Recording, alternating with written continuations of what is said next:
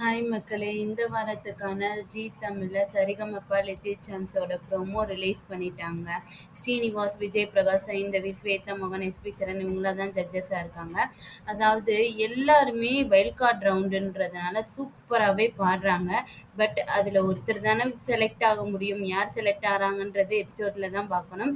எல்லாரோட ஃபேவரட்டான கிருத்திகா வந்து ஆசையிலே பாதி கட்டி ஒரு சேட் சாங்கை எங்க ஒரு காவல்காரன்ல ராமராஜனும் கௌதமியும் சேர்ந்து நடிச்சு இளையராஜா மியூசிக்ல ரிலீஸ் ஆன இந்த ஆசையிலே பாதி கட்டி அந்த சாங்கை செம்மையா பாடுறாங்க. அவங்க பாடினோடனே ஸ்வேதா அவங்க வந்து மைண்ட் ப்ளோவிங்கா பாடின இந்த ரவுண்டுக்குன்னு ஒரு ஸ்டாண்டர்டை நீ ஃபிக்ஸ் பண்ணிட்ட அப்படின்னு சொல்லி பாராட்டுறாங்க கிருத்திகாவை.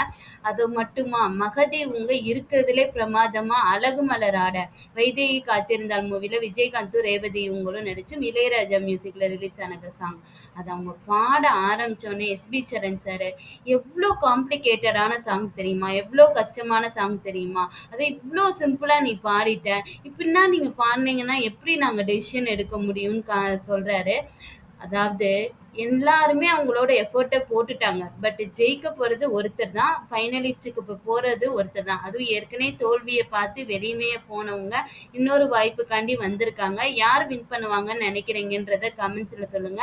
யார் எலிஜிபிள்னு நினைக்கிறீங்கன்றத கமெண்ட்ஸ்ல சொல்லுங்க. சரிகமப்பா ஃபைனலிஸ்டா யார் தகுதியானவங்க, ஃபைனல்ல ஃபர்ஸ்டா வர யார் தகுதியானவங்கன்றதையும் கமெண்ட்ஸ்ல சொல்லுங்க.